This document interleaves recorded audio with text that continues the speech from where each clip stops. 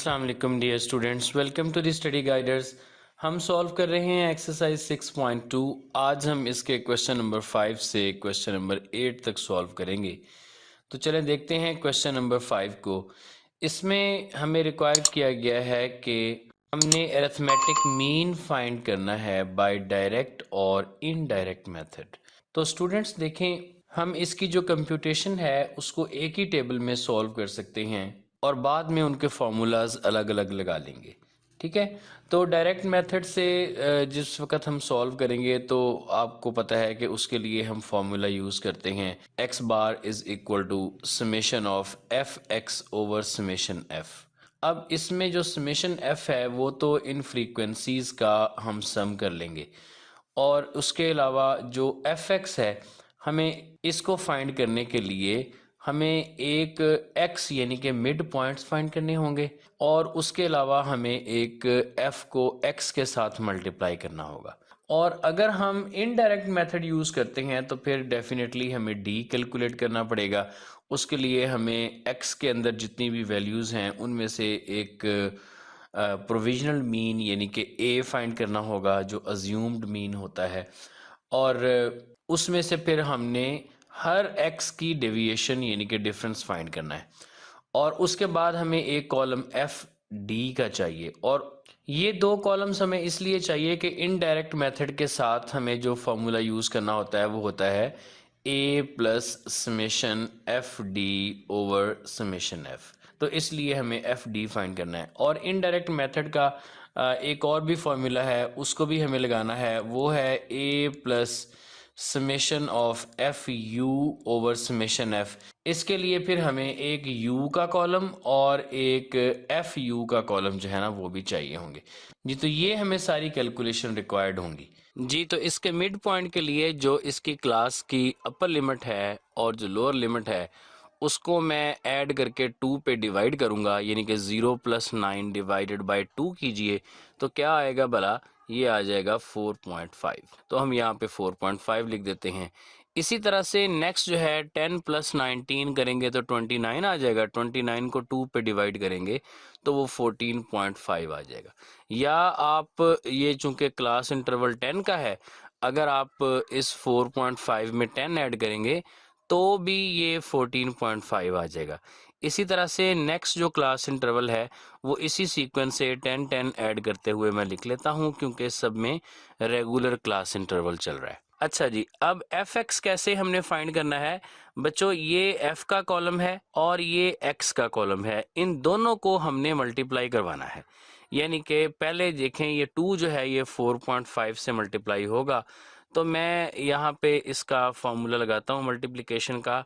इस 4.5 को मल्टीप्लाई करवाते हैं 2 के साथ तो ये देखें जी 9 आ गया। अब इसी तरह से तमाम मिड पॉइंट्स को हमने फ्रीक्वेंसी के साथ मल्टीप्लाई करना है और हमारे पास ये एफ एक्स आ जाएगा। अब यहाँ पर मैं इनका सम भी कैलकुलेट कर लेता हूँ तो ये इनका टोटल सम आ गया। तो बच्चों डी कैलकुलेट करने के लिए अब ये सारे जो कॉलम है ना वो एक ही दफ़ा हम इसकी कैलकुलेशन कर लेते हैं, बाकी उसके बाद फार्मूलाज बाद में लगाएंगे। तो जो डी है, डी कैलकुलेट करने के लिए हम क्या करते हैं, हम एक अज्यूम करते हैं अरिथमेटिक मीन, एक फ़र्ज़ी अरिथमेटिक मीन जो तकरीबन दरमियानी वैल्यू होती है उसको। तो यहाँ पे ये 34.5 जो है ये मोस्ट सूटेबल लग रहा है। मैं इसको ज़रा कलर डिफरेंट कर देता हूँ ताकि आपकी नज़रों में रहे कि ये हमने ए सपोज किया हुआ है।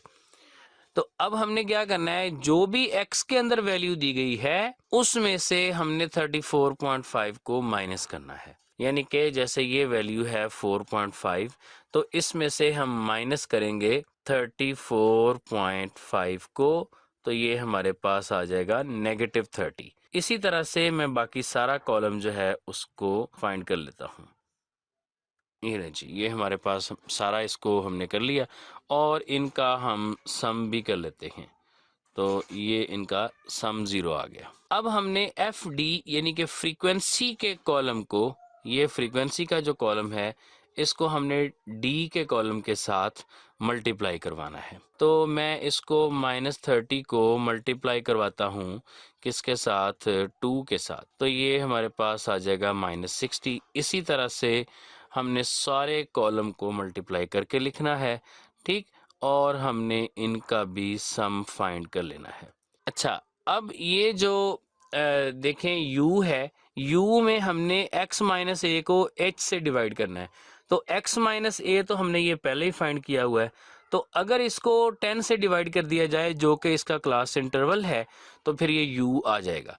यानी कि मैं अब यहाँ पे इस -30 को डिवाइड करवा देता हूँ 10 के साथ, तो ये आ जाएगा -3। अब इसी तरह से सारे कॉलम को हमने सॉल्व करना है और इसका भी हमने सम फाइंड कर लेना है। ये भी 0 आ गया, इसका सम भी। अब एफ यू के अंदर हमने क्या करना है, जो फ्रीक्वेंसी है, फ्रीक्वेंसी का कॉलम, इसको हमने मल्टीप्लाई करवाना है यू के कॉलम के साथ। ये यू का कॉलम है, इनके साथ मल्टीप्लाई करवाते हैं।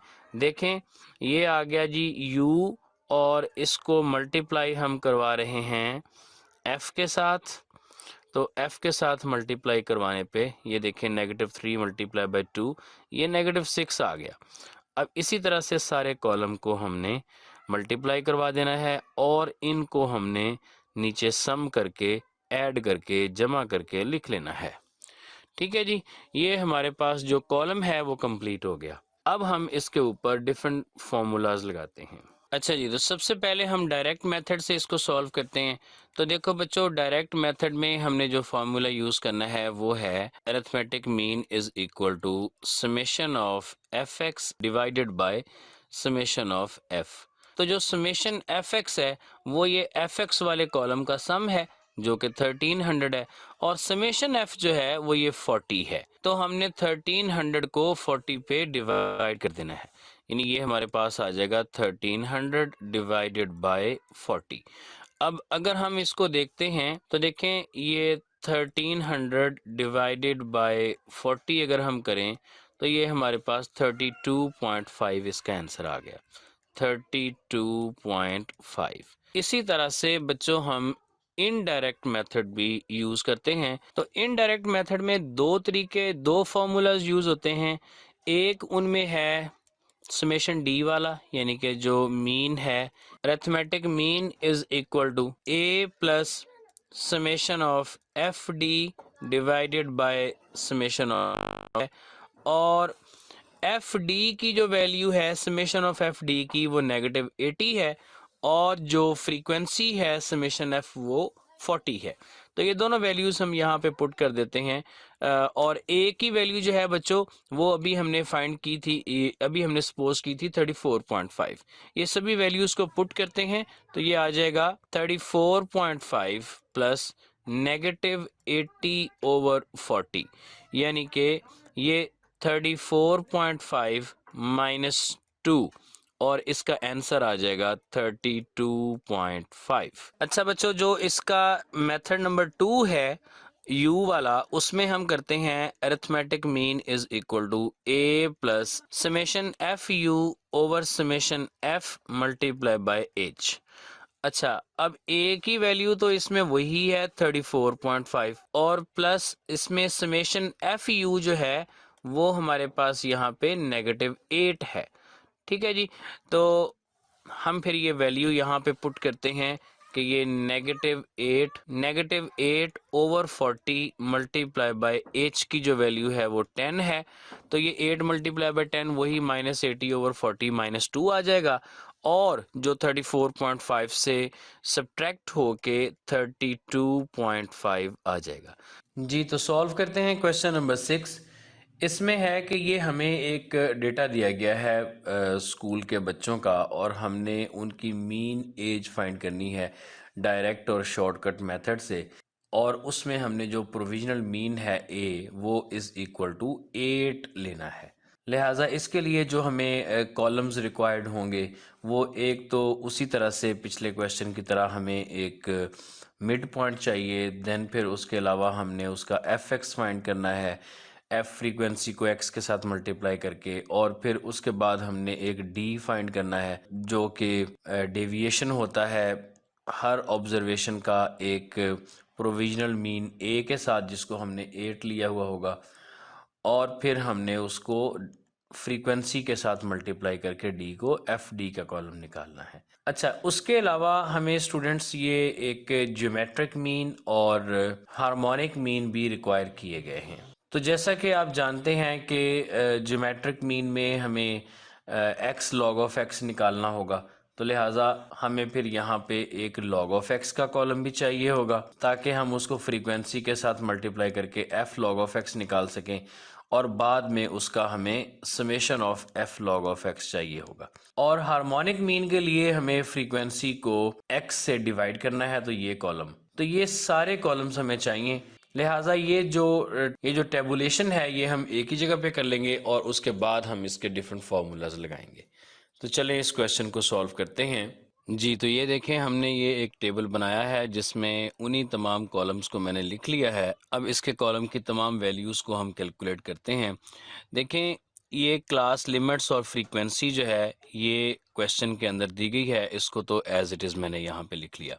अब उसके बाद इसका जो नेक्स्ट कॉलम है मिड पॉइंट का एक्स का, ये हमने इस क्लास लिमिट्स के मिड पॉइंट्स लिखने हैं, यानी कि 4 और 6 का मिड पॉइंट ये तो वैसे ही नज़र आ रहा है कि ये 5 है, अदरवाइज़ आप इसको 4 + 6 डिवाइडेड बाय 2 भी कर सकते हैं, यानी इनका मिड पॉइंट हमने लेना है।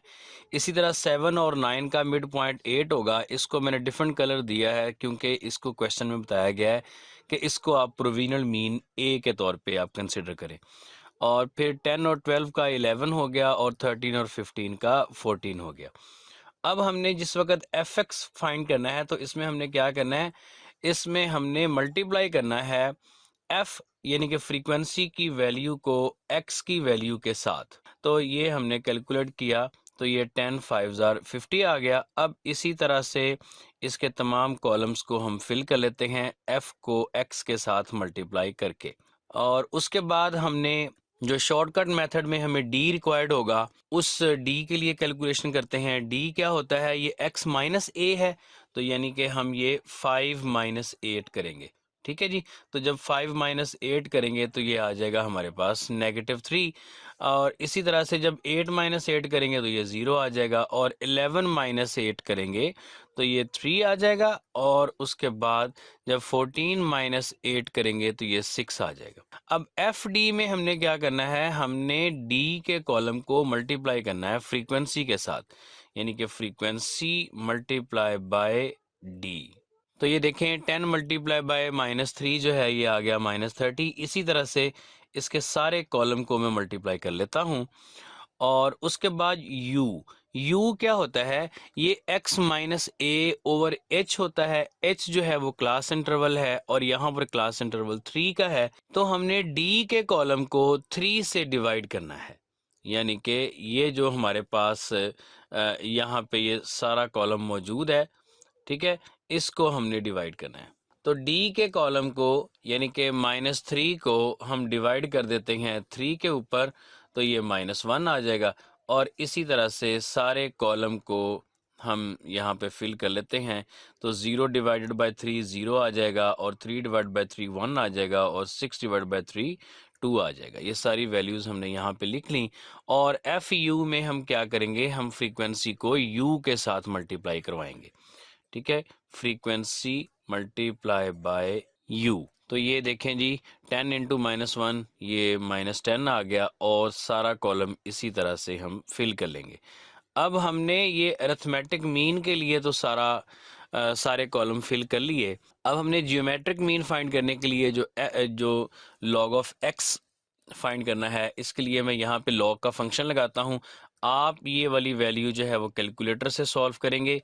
तो इसमें लॉग ऑफ x यानी कि लॉग ऑफ 5 हमने लेना है, और मैं चूंकि ये एक्सेल का प्रोग्राम यूज़ कर रहा हूँ तो इसमें साथ बेस लिखनी पड़ेगी।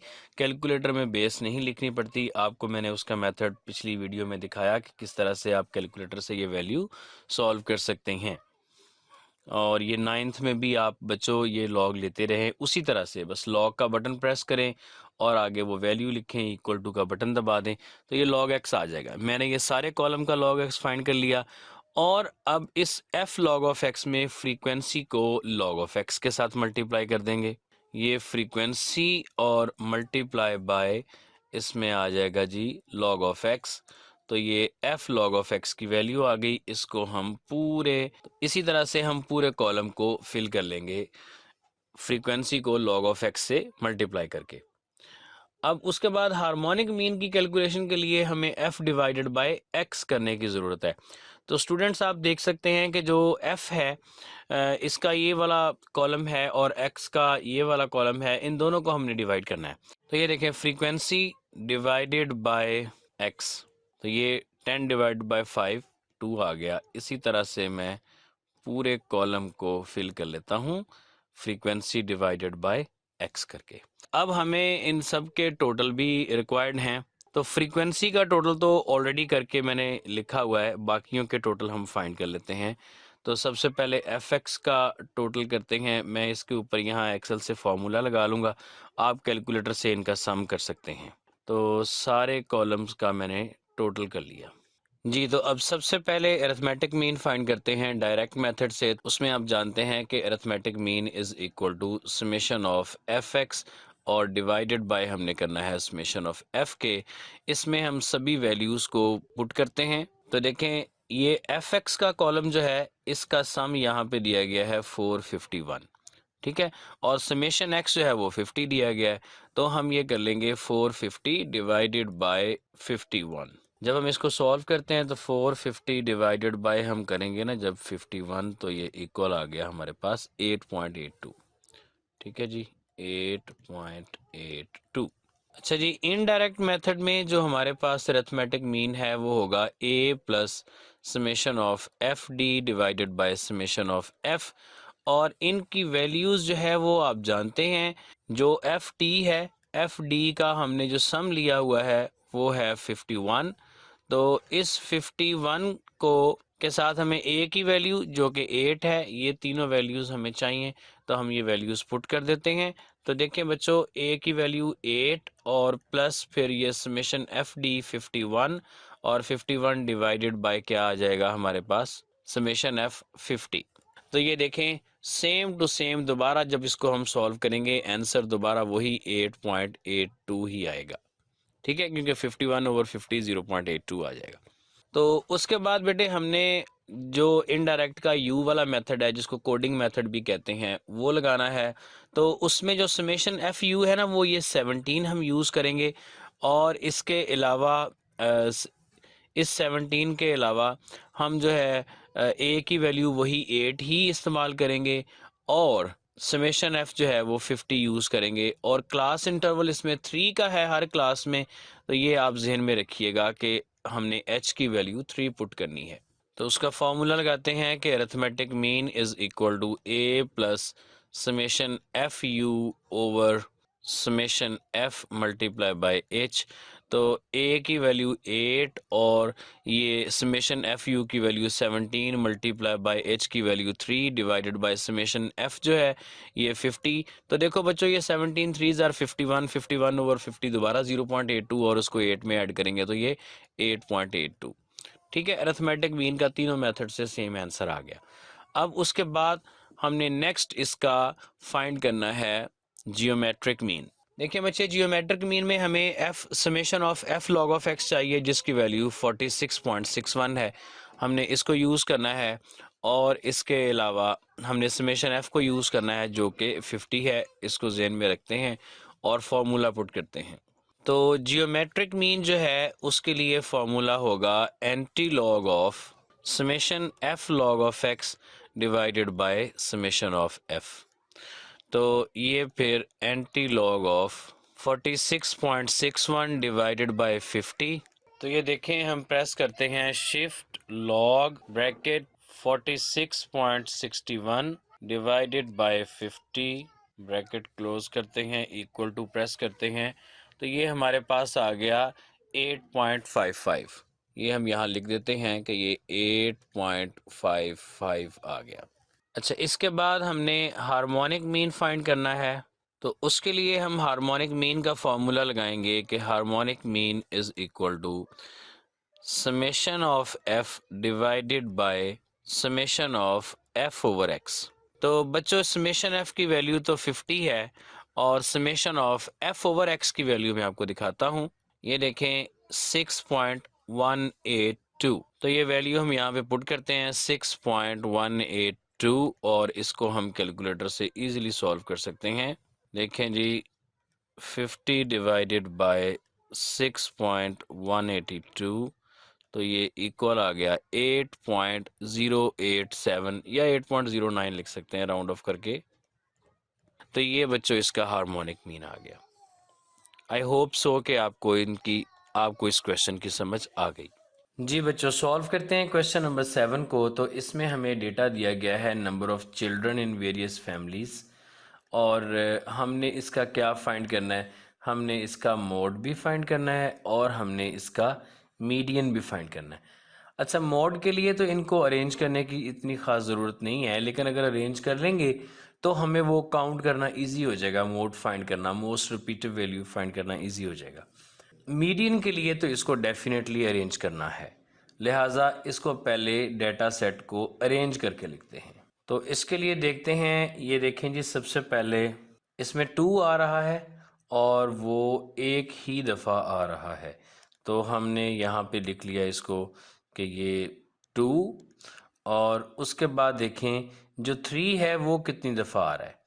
जो 3 है वो यहाँ पर भी मौजूद है और वो यहाँ पर भी मौजूद है और वो यहाँ पर भी मौजूद है। इसका मतलब 3 टाइम्स 3 आ रहा है, 3 3 3। 3 को हमने लिख लिया। अब उसके बाद हम 4 को देख लेते हैं। देखें 4 ये भी है, 4 ये भी है, 4 ये भी है और ये 4 4 4। तो ये 4 6 टाइम आ रहा है बच्चों।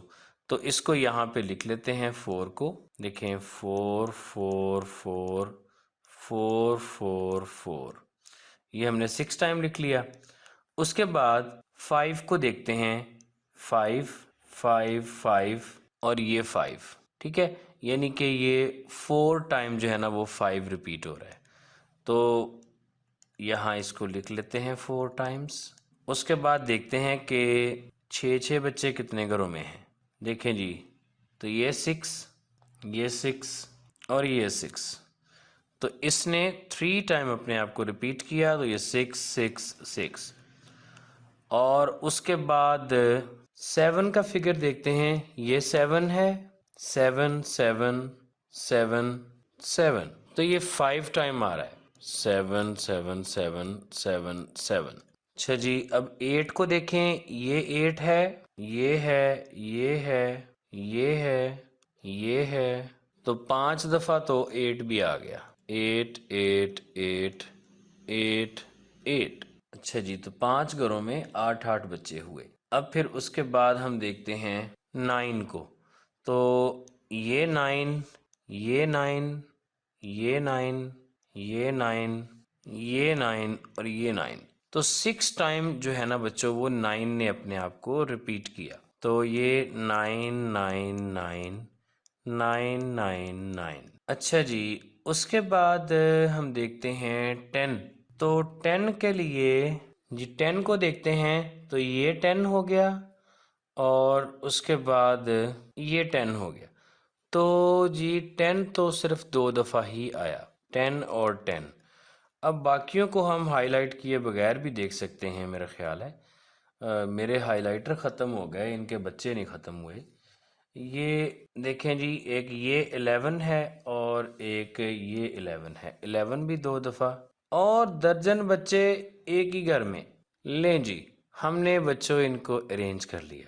अब देखते हैं इनका, हम सबसे पहले मोड फाइंड करते हैं। तो मोड में आपको पता है कि हमने लिखनी होती है मोस्ट रिपीटिव वैल्यू।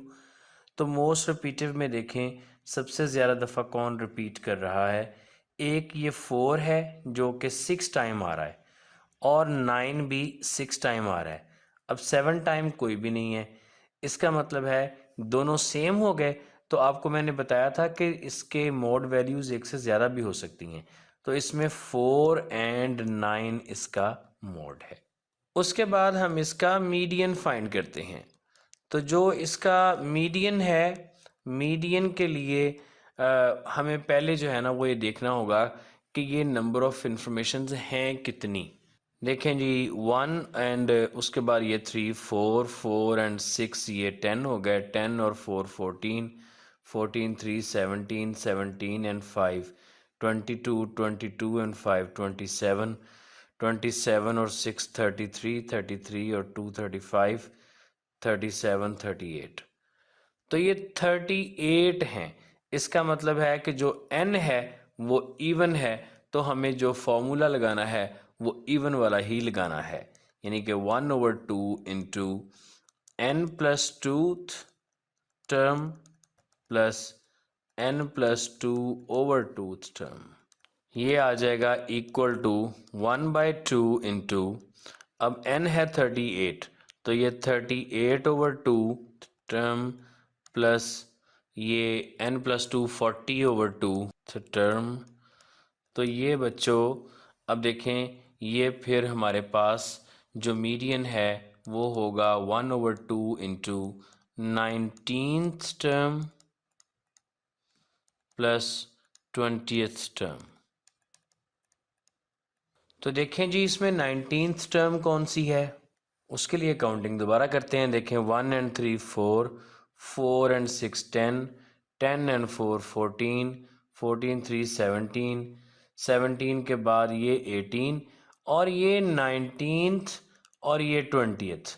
तो 19th टर्म भी 7 है और 20th टर्म भी 7 है, लिहाजा हम इसको पुट कर सकते हैं कि 1/2 इंटू 7 प्लस 7, जो कि इक्वल आ जाएगा 7 के।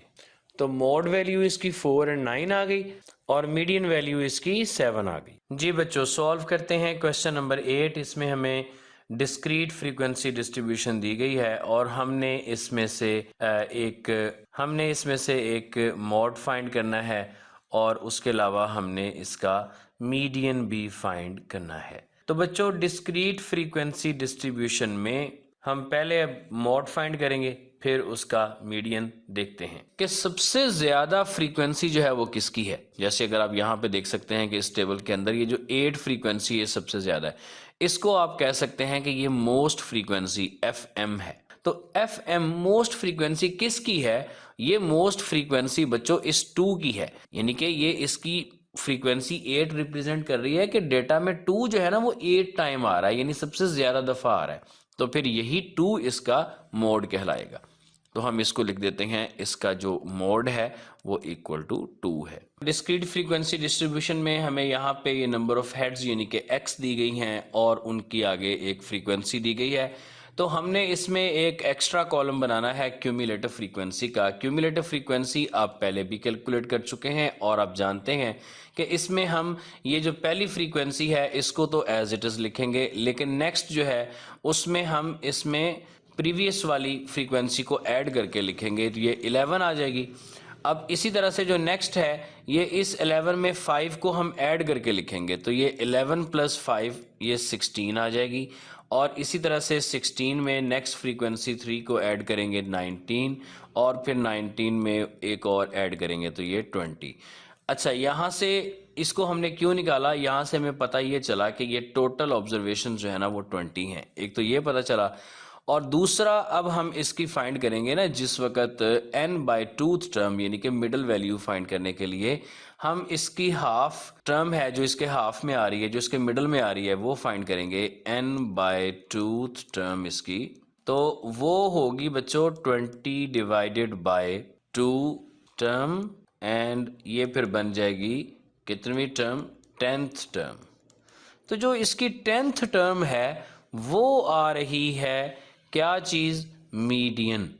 ठीक है, अब यहाँ पे 10th टर्म तो दी ही नहीं गई कहीं पे, तो ये कहाँ पे लाई करेगी, ये 3 फ्रीक्वेंसी तक यहाँ तक है और उसके बाद 11 फ्रीक्वेंसी तक ये वाली इसकी क्लास है। तो इसका मतलब है कि 10th वाली वैल्यू भी इसी के अंदर है और इसके अंदर अगर हम देखें तो जो वैल्यू है वो ये है 2, और फिर इस तरह से इसका जो मीडियन है वो इक्वल टू आ जाएगा 2। जी तो बच्चों, ये हो गया क्वेश्चन नंबर 8। तो आज के लिए इतना ही, मिलते हैं फिर नेक्स्ट वीडियो में बाकी क्वेश्चंस के साथ। अल्लाह हाफिज़।